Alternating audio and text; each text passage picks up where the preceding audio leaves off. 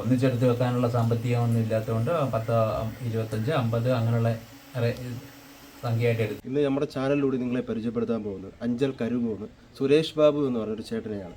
ആ ചേട്ടന് 28ാമത്തെ വയസ്സിന് ശേഷം അരയ്ക്ക് താഴോട്ട് തളർന്നു കിടക്കുകയാണ്.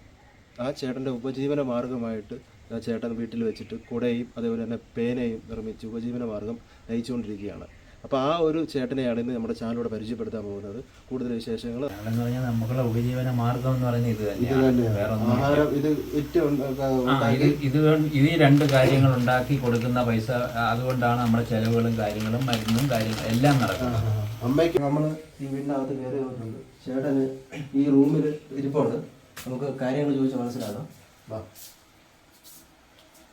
നമസ്കാരം ചേട്ടാ. നമസ്കാരം. ഇത് കൊല്ലം ജില്ലയിലെ അഞ്ചൽ കരുവോൺ എന്ന് പറയും. കരുവോൺ. ചേട്ടൻ എന്താ പറ്റിയായിരുന്നു? എങ്ങനെയായിരുന്നു? എനിക്ക് 28 വയസ്സ് കഴിഞ്ഞതിന് ശേഷം നടക്കാൻ വയ്യാതെ കുറച്ചായി കുറഞ്ഞു വന്നിങ്ങനെ ആയതാണ്.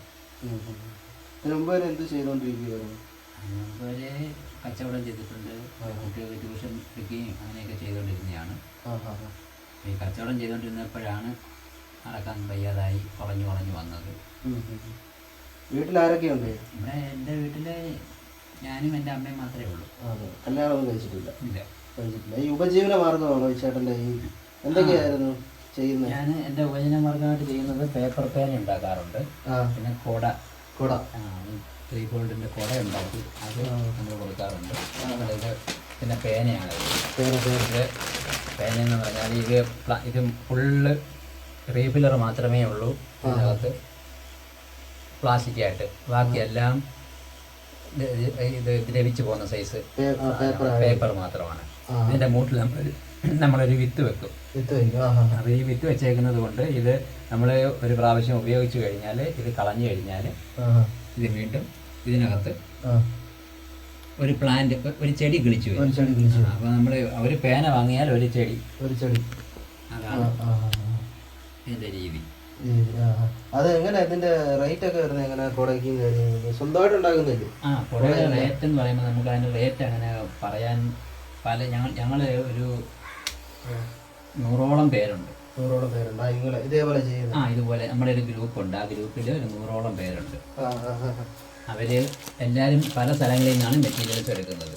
അപ്പോൾ അതിന് നമുക്ക് ഇതിനൊരു ഫിക്സ് റേറ്റായിട്ട് നമുക്ക് പറയാൻ പറ്റത്തില്ല. പല സ്ഥലങ്ങളിലും പല റേറ്റിലാണ് ഇത് കൊടുക്കുന്നത്. അതുകൊണ്ടാണ് നമ്മൾ ഇതിന് ഓപ്പണായിട്ട് ഇതിൻ്റെ വില പറയാത്തത്. വാട്സപ്പിൽ നമ്മൾ വില പറയുന്നു. ആവശ്യപ്പെടുന്നവരെ വാട്സപ്പിൽ വരാൻ പറയും. വാട്സപ്പിൽ വന്നു കഴിയുമ്പോൾ നമ്മൾ അതിൻ്റെ വില പറയും. ഇന്ത്യയിൽ എവിടെയായാലും നമ്മൾ കൊറിയർ വഴി അയച്ചു കൊടുക്കും.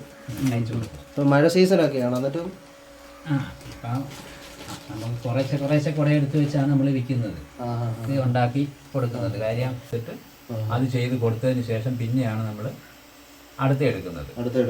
ഒന്നിച്ചെടുക്കാൻ ഓർഡർ തരുന്നവർ എത്രണ്ണം വെച്ച് തന്നാൽ നമുക്ക് ഏറ്റവും നല്ലത്, നിങ്ങൾക്ക് പ്രയോജനം?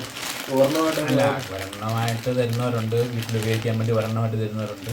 അപ്പോൾ അന്നേരം നമ്മൾ അവരെ വേണ്ട എന്ന് പറയത്തില്ല. അവർ ഒരെണ്ണം വാങ്ങിച്ച് 10 പേര് വാങ്ങിക്കുമ്പോൾ 10 കുട പോകും.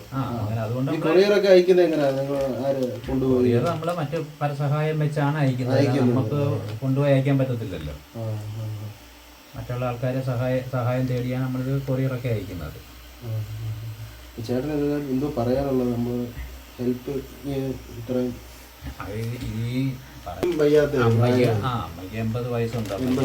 അറിയാമല്ലോ, 80 വയസ്സുള്ള ഒരാൾ എത്രത്തോളം എല്ലാ കാര്യങ്ങളും ചേട്ടനെ നോക്കുന്നത് അമ്മയാണ്. അമ്മ തന്നെയാണ്.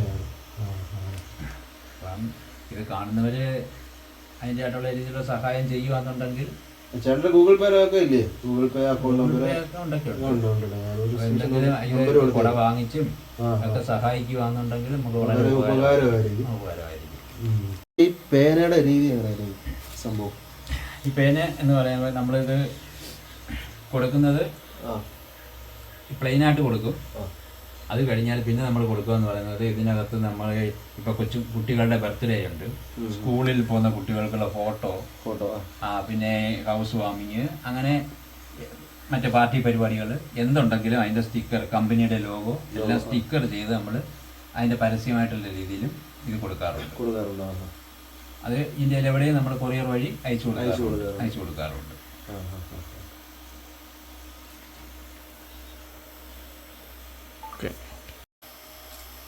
ഫ്രണ്ട്സ്, അപ്പോൾ നിങ്ങൾ തീർച്ചയായിട്ടും ഇതുപോലുള്ള ചേട്ടന്മാരെ നമ്മൾ സപ്പോർട്ട് ചെയ്യണം. വേറൊന്നുമല്ല, ഈ ഒരു കുട അതേപോലെ തന്നെ പേന തന്നെ ഇഷ്ടംപോലെ ഇപ്പോൾ ഇതുണ്ടോ, ഇതൊക്കെ നിങ്ങളൊന്ന് മേടിച്ചൊന്ന് ഹെൽപ്പ് ചെയ്യണം. ഇവരുടെ ഉപജീവന മാർഗമാണ് ഈ ഒരു കുടയും ഈ ഒരു പേനയും. ഈ രണ്ട് സാധനവും സെയിൽ ചെയ്ത് കിട്ടുന്ന പൈസയൊക്കെയാണ് ഇവർ ആഹാരം വാങ്ങിച്ച് ജീവിക്കുന്നത്. കാരണം വെച്ചാൽ ഒരു അമ്മയും അമ്മയ്ക്കാണെങ്കിൽ 80 വയസ്സുണ്ട് അമ്മയ്ക്ക്. ഈ ചേട്ടനെ നിങ്ങൾ പരമാവധി മാക്സിമം ഒന്ന് ഹെൽപ്പ് ചെയ്യുക. അക്കൗണ്ട് ഡീറ്റെയിൽസും ഫോൺ നമ്പരും ഒക്കെ ഞങ്ങൾ ഡിസ്ക്രിപ്ഷൻ ബോക്സിൽ വെക്കുന്നുണ്ട്. നിങ്ങൾ പരമാവധി സെറ്റ് ചെയ്യുക. അതുപോലെ തന്നെ ഈ വീഡിയോ ഷെയർ ചെയ്ത് അറിയാത്തവരിലേക്ക് നിങ്ങളൊന്ന് എത്തിച്ച് ഇവരൊന്ന് ഹെൽപ്പ് ചെയ്യുക.